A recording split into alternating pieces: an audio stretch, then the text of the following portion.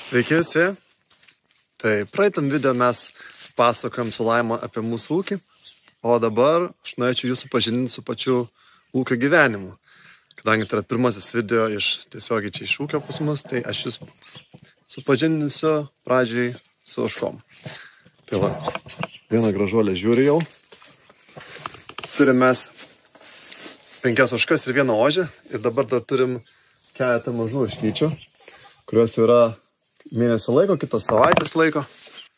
Mūsų ožkos gyvena tvarte per žiemą, o vasarą jos išeina į ganyklą, kuri aptverta yra tvora ir gali eit kur nori, kada nori išeit, grįžt kada nori, pareit kada nori, išeit kada nori, nueit kur nori. Tai jos va taip laisvai gyvena tik tais žiemą.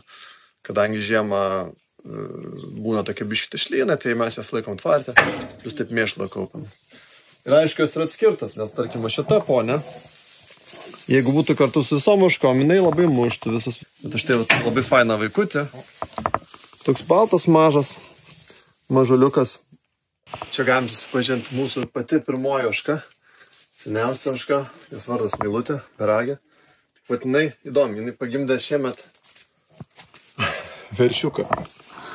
Aš kaip juokiuosi veršiukais, nes juodas kailiukas su baltais plėmais, o motina ruda ir tėvas rudas. Na va, išleidau višteles, gaidžius, kalakutą, žąsiną į šalia esantį naujai aptvertą tinklo lopinėlį. Kodėl? Todėl, kad nebetauga žolė jų aptvare, nors jų aptvaras pakankamai didelis. Nespėja taukti žolė, nes taip pat želė ir iš karto skaba su snapais. Tai tenka pasižaisti tais tinklais.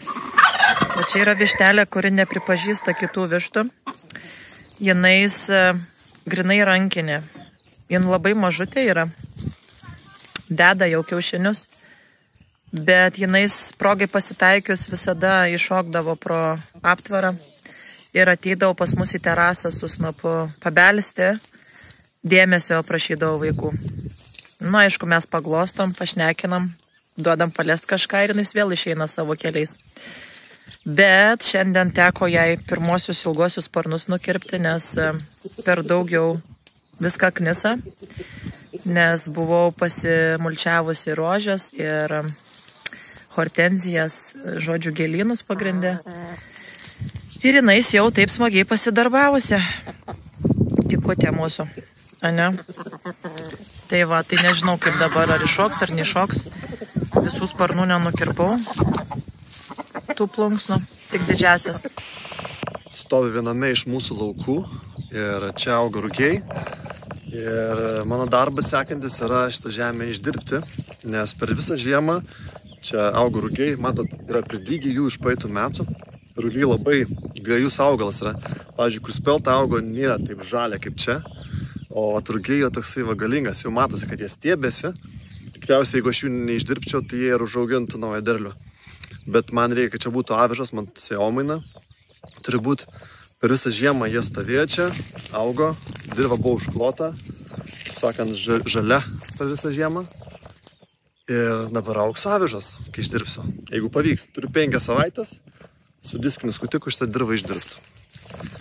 Jokios chemijos, nieko, tai aš manau pavyks.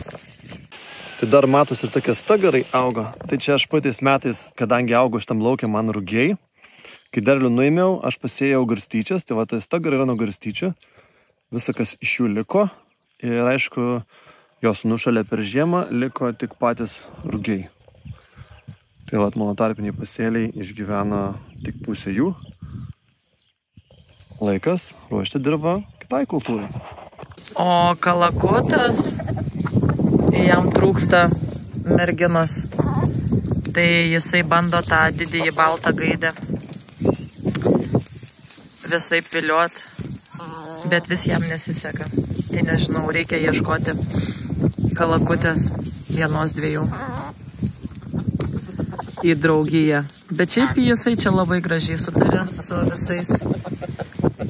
O šitas žąsinas, gulbininis, jisai jisai buvo kiaunės užpultas ir pavasarį buvo kiaunės užpultas ir buvo stipriai sudraskytas kaklas.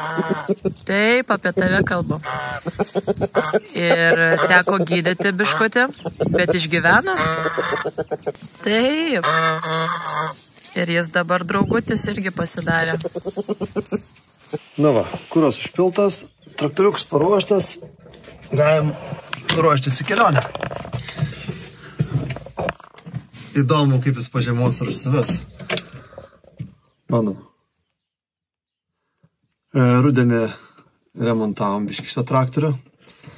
Man būdavo kaisdavo variklis labai dirbant su skutiku.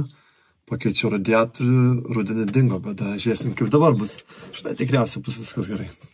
Bandom.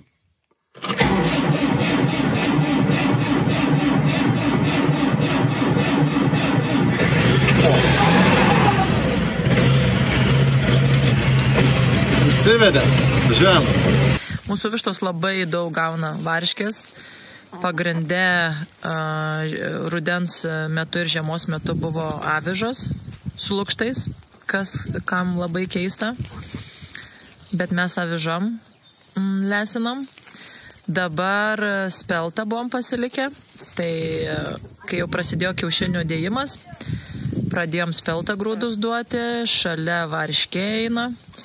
Ir patarkuoju visada obuolių, mėlynųjų bulvių ir sumaišau su nuo miltų malimo likusiais tokiais, kaip sėlenos, kaip manų kropelės, kur daugiau lukštų yra ir nenaudoja maistui, tai išeina vištom puikus lesalas, irgi ne kiekvieną dieną, į savaitę 2 kartus. Sumaišom išrūgas nuo sūrio likusias, būtent su tom sėlenom ir manų kropelių tokiais likučiais. Ir tokia kaip tešla gaunasi masė ir jos skaniai suvalgo. Ir čia yra mūsų darbinis arklys, su kuriuo ir dirbam. Tai su šitais diskais jau keletą metų dirbam. Plūgą pardavėm savo, nes visą darbą padaro. Ir daug geriau, negiliai, kiek reikia. Labai rekomenduoju ekologiniams ūkiams, labai puikūs šitie skutikai. Dėlį tarpai nesikiša. Ir tuo pačiu mes žemės nekasam labai giliai, neriam. Tai pastas. Tai visa, ką mes turim, tai traktorius, diskinis skutikas, sėjamoji dar kultivatorius. Kartais būna prapurent. Tai ką, pasikabinom ir važiuojam dirbti. Svarbiausia ausinė susidėt, nes kai ūžia, tai ūžia. Čia.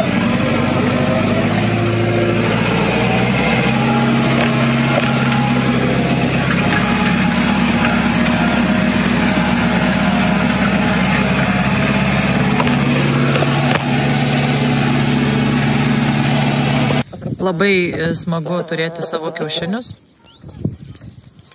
Ypač vaikams labiausiai patinka eiti į tvartą ir susirinkti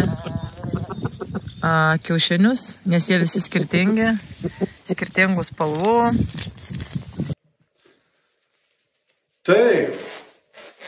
Tai ryte ožkas pasimeldžiau, pietų su traktoriu žemę pradėjau dirbti ir pavyko išdirbti 2 hektarus.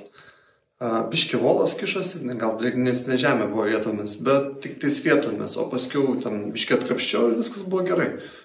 Tai labai smagu pagaliau traktorių sėsti. Ir dabar vakare žiūriu ir atėjo užsakymų.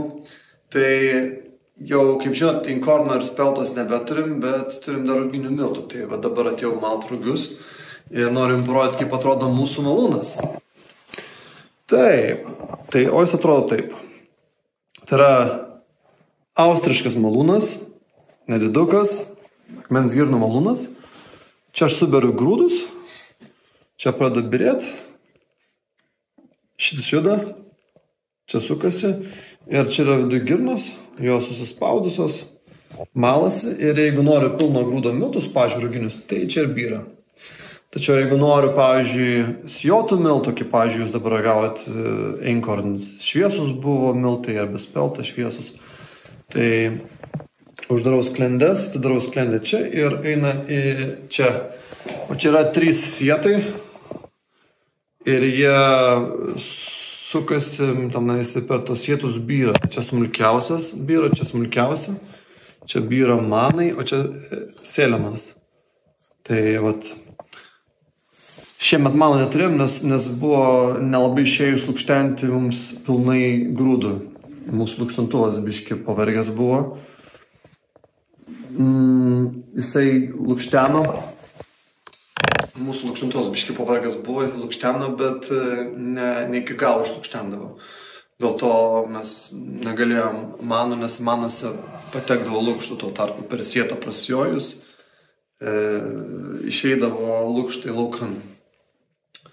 Aišku, svarbiausia, kai dirbu, tai yra naudoti kaukę. Tai vat aš toje kaukę užsidedu, nes kitaip prisikvepuočiau dulkių nemažai. Ir ausinės susėdu. Kaip ir traktorėje, taip ir čia užsidedu ausinės, kad neapkurščiau. Nes, žinot, esu muzikantas, dirbu ir įrašų studijai, reikia man klausyti ir dainuoti, girdėti, ką kuriu, tai svarbu saugoti ausis. O pats didžiausias darbas mūsų ūkio tai yra susikliuoti lipdukus. Nes kai pradam sezoną, tai jų būna labai daug. Ir sekantis darbas yra šitoje patalpoje. Kadangi, aš kaip laiką sakau, mes ūkyje, gal ten žemės darbai, traktorių, kombainė yra tik 10-20% viso laiko praleidžiama ūkyje, o visas laikas praleidžiamas čia, šitoje patalpoje, prie šito malūno. Jisai gana mažutis, mala lėtai, sakykime, apie nuo 10 iki 15, jeigu viso grūdų iš 20 kg gal galime padaryti per valandą, tai jis gana lėtas procesas. Tai, bet nesiskundžiu, labai džiaugiuosi, man tai būna tokia labai faina meditacija malt, mali, ir laikas eina ir taip gera, nes ypač po visų metų, po visos vasaros, kada jau derlius būna aruodose, grūdai supilti maišus, pradedu malti miltus ir tai geras jausmas, nes žinai, kad dabar tas visas triūsas pavirsta į maistą, kurį žmonės valgo ir džiaugiasi. Tai ką, eina malt.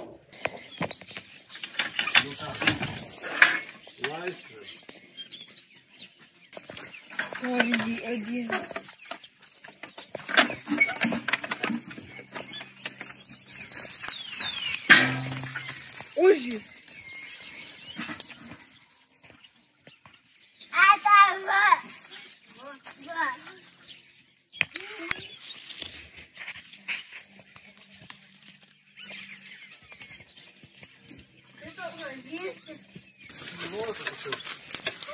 Jo, į vaikutį išnešiai.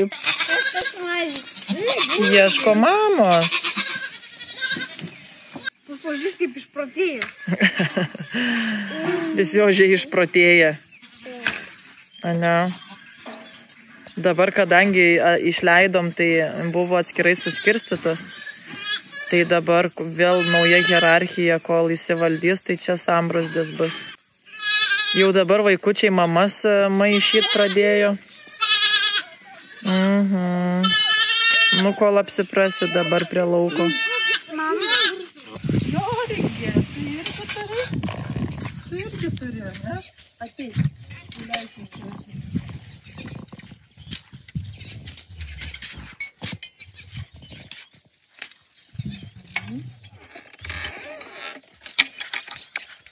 Nu ką, šiandien Velykos.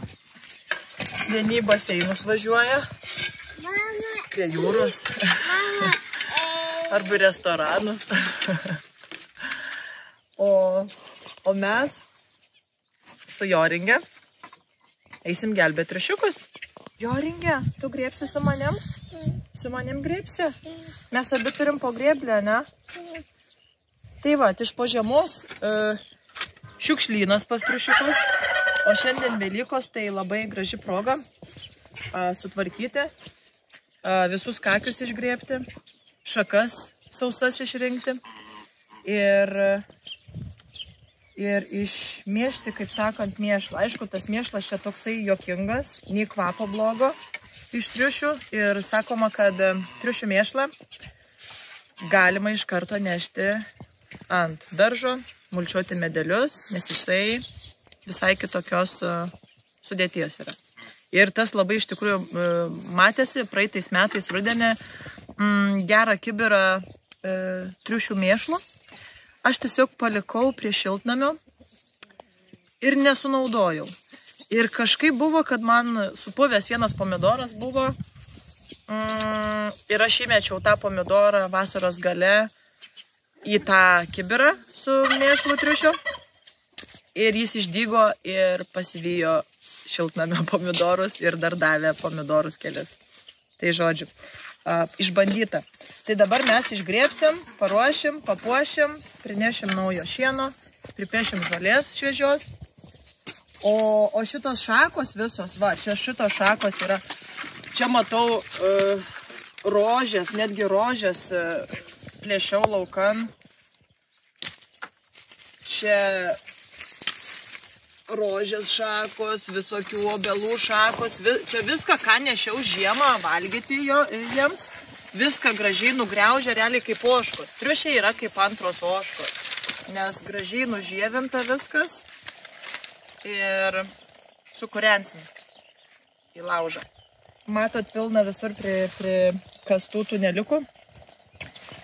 Jie ne tik žaidžiasi čia su tais tuneliais, bet ir patelės ruošia guolius, nes pas mus jie čia laisvai taip tam aptvarėlyje vaikšto ir